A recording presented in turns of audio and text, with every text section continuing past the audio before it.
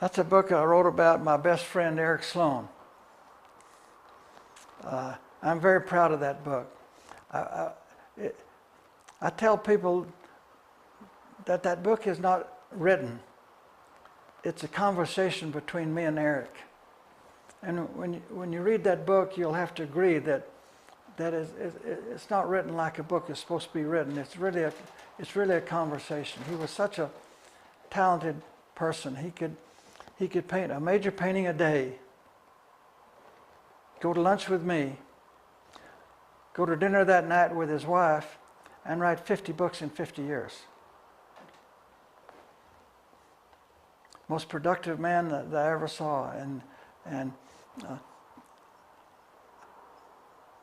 the year that he died, I sold one of his paintings in my gallery every other work day. And that's an astounding statistic. But we had a system. Eric wrote all these books, and he'd bring them into me, and I love to read them, and I'd put them under my desk, stacks of them under my desk. So the man and his wife would come in, and I didn't know him, and Eric didn't know him, but I'd introduce myself to him, and I'd say, this gentleman here is Eric Sloane, a famous painter and famous writer. And oh, nice to meet you, Mr. Sloane. I haven't heard your name before, but nice to see you. And Eric would say, well, Forrest, don't you have one of my books around here someplace you could give these nice folks? So I'd reach under my desk and hand them a book. And they'd say, well, Mr. Sloane, would you sign that book for me? And oh, sure. And Eric opens the book. He's got a pen there. And what do you do for a living? Well, I'm an oil man in Midland, and Eric's talking to him and doing something in the book, and they laugh at jokes, and it's hot in Midland, and then he hands the man his book. There's a beautiful oil well there. There's sputtering gas, sputtering oil, and an old beat-up Ford pickup truck there, and a guy working on it or something. And the guy is astounded that Eric never stops his conversation and has this beautiful drawing there. We always sold those guys a painting. Eric would just absolutely charm them. And when I first started selling his paintings, I didn't know Eric's. I knew Eric Sloane's name. I was at the Dutch Street Club in New York, the guest of Armand Hammer and Victor Hammer. Armand Hammer owned Knoedler's Gallery and the Hammer Gallery, and his brother Victor was a director of Hammer Gallery, and they took me to the Dutch Street Club. 12 people sitting at a big round table. And I'm sitting next to a guy, I didn't know who it was, but he's pointing out there's Bob and Ray, there's Edward R. Murrow, there's Walter Cronkite, and on and on and on. I just absolutely, and everybody in there was a famous person, and there were hundreds of people there, but I was the only guest, so they had to introduce me. And I had to stand up in front of all of these, the most famous people in the world, while they introduced me. Everybody applauded. Glad to have you here, Mr. Fenn. And I was charmed by this guy on my lap. And I said, the Dutch Street Club is for literary people in the arts, artists, dancers, singers, that sort of thing, opera stars. And I said, are you in the arts? He said, yes, I am. I said, well, what's your name? He said, Eric Sloane. I said, good Lord, Armand Hammer had baited me. And they baited me because they wanted me to sell Eric's work in Santa Fe. They sold his work at the Hammer Gallery in New York, but they said he needed a Western gallery, and so they baited me, and I had to laugh at myself. But I fell in love with Eric Sloane. He knew everybody. Neil Armstrong, Jimmy Doolittle. He sold Amelia Earhart a painting. I mean, you just go on and on of what this guy could do.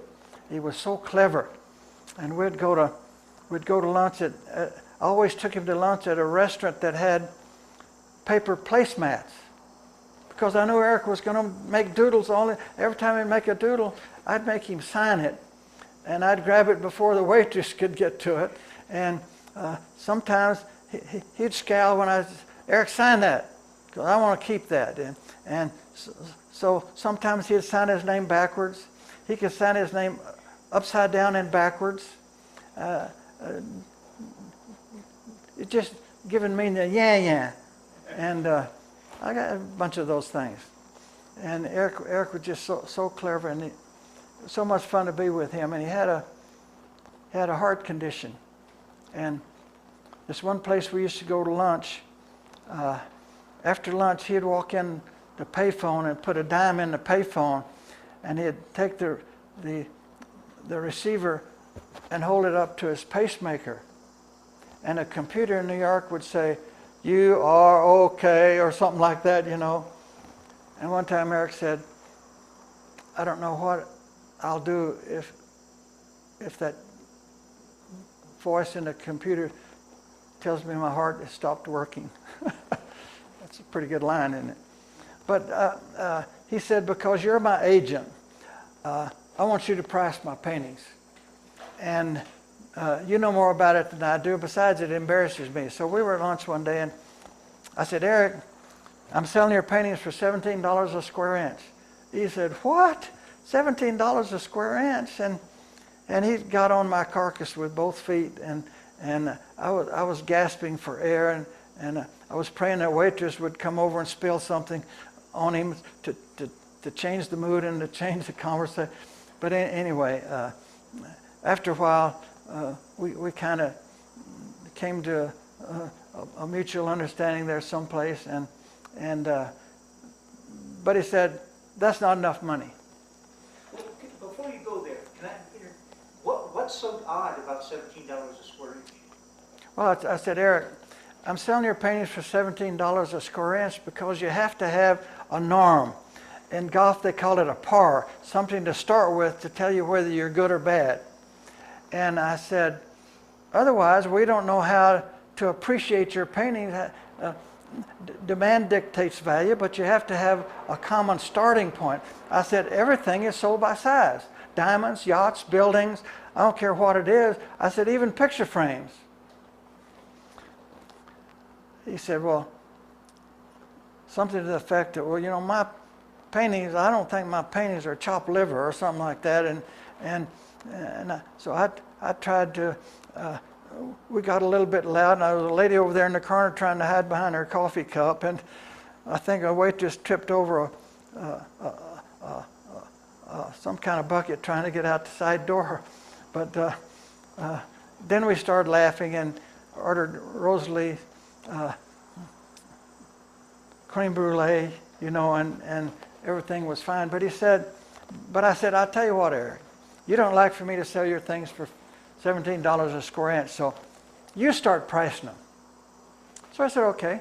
So he came over to the gallery, and we pulled out we were selling a lot of his paintings, but we had 30, 40, maybe 50 in storage, waiting to take them out. And at one time, I had 7 of his paintings wet off the easel in my office, waiting for the paint to dry so I could put them in my bins. That's how prolific he was. So he started adding 30%, 40% to these paintings. Well, the next year, his income was reduced by $150,000. I mean, if that's not the truth is there in spirit. And I talked about it in my book because I was very precise when I wrote that book.